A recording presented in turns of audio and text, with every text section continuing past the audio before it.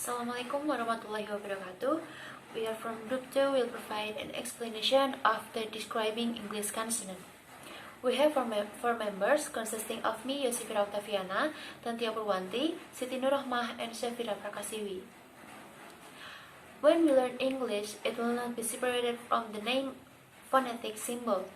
Even though it sounds unfamiliar, its role is very important. By understanding this material in English, it will make it easier for us to improve four important aspects of English that are reading, writing, listening, and speaking. In fact, each IPA symbol is shorthand for a whole range of properties, and those properties explain how the particular segment being symbolized is pronounced. When we know that for instance, is a voiceless filler plosive, we can start to see what properties it shares with other sound, which might also be voiceless or filler or plosives. We can also see how it differs from other sound which are not voiceless or filler or plosives. Furthermore, we shall see what properties different allophones of the same phoneme share, which might allow them to be regarded as the same by speakers of English. We can work out what particular phonetic features speakers of English tend to ignore, and which they are aware of, since they may be very different for speakers of other languages. Unpacking IPA notation in this way also allows cross-linguistic comparisons to be made. In this chapter, we shall therefore consider a very basic set of phonetic features which enable to us describe the articulation of the consonants of English, and to assess their differences and similarities.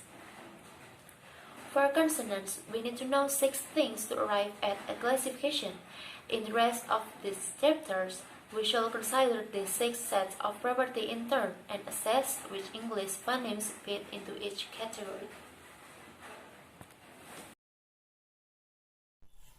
Next, I will explain the anatomy of consonant. First, what is airstream mechanism?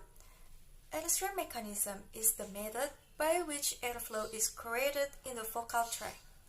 Of those 6 possible airstream mechanisms, 4 are found in words around the world.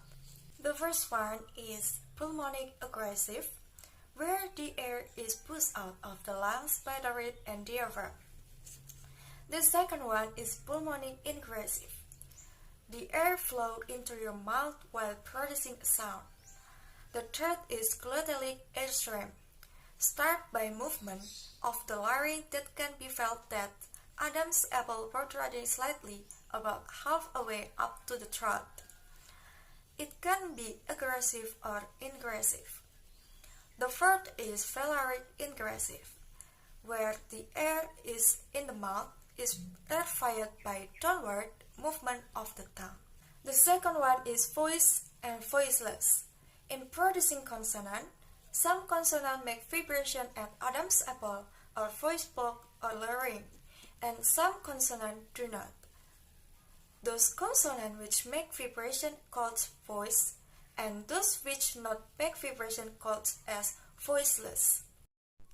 The example for voice is consonant Z in word lace. Lace. It's make vibration, right? And the example for voiceless is consonant S in word less. Less. Next, I will explain oral and nasal. In producing the sound of consonants, the air will flow through the mouth or nose. Oral is when air flows through the mouth only. Meanwhile, nasal is when air flows through the nose only. Example of oral is the consonant M in word ram. Ram. Meanwhile, the example for nasal is the consonant S in word less. Less. I will explain the manner of articulation. Number 1. Stops.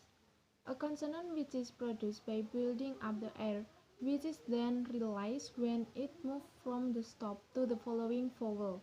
The example, P in word P. Tap. Tap is very quick.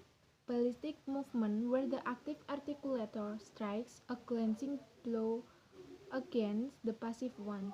Stopping of the airstream, but very brief. The example, R, inward batter. Trill. Trill is repeated taps, where the active articulator vibrates against the passive one. R is the example. Number 2. Fricatives. During producing a fricative, the active and passive articulators are brought close together, but not to close mouth. The air which flows through the narrow gap is here as hissing for voiceless fricatives, s in size, and buzzing for voice fricatives, v in 5. The fricative subclass consists of sounds which start as stop and end up as fricatives. The example, ch in charge and j in judge.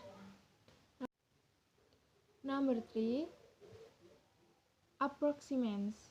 The articulator change the shape of mouth or oral cavity and lead to the production of a particular sound quality. The approximant consonant phoneme in English are y, yes, w, wet, and r, red, and l, late. And I will explain the central and lateral airflow. While producing the sound of consonant, air will flow through the central of mouth or through the side of tongue.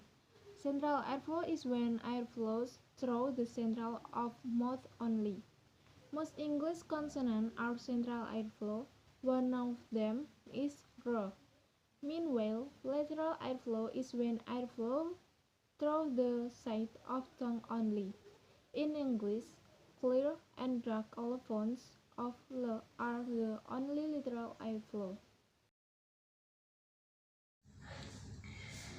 The next, what is the place of articulation? There are 8 places of articulation. The first one is bilabial. The meaning of bilabial is 2 lips. Bilabial consonants are produced by creating a closure with both lips. For the example, p, and the word is pie. Second is labiodental. Lower lip and upper teeth. Labiodental consonants are produced by raising the lower lip to the upper teeth. And the example is a fat.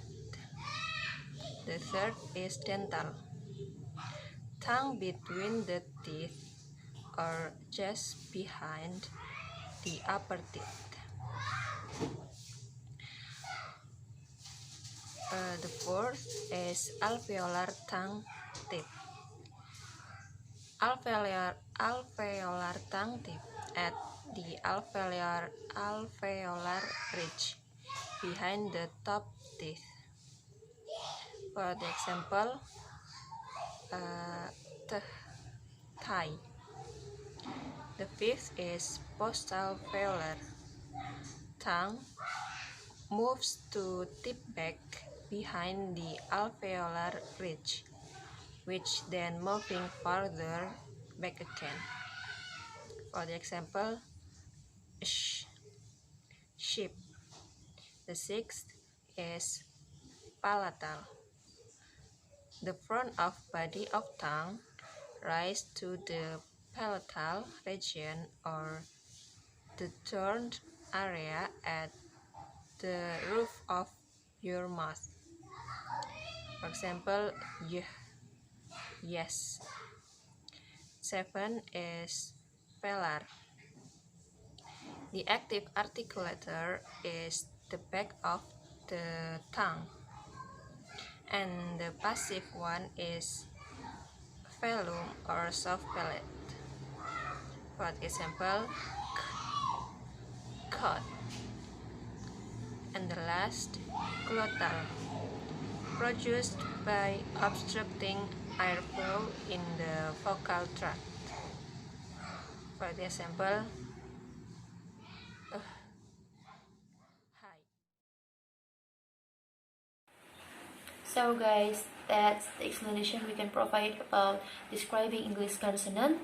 Thank you for your attention. Wassalamualaikum warahmatullahi wabarakatuh.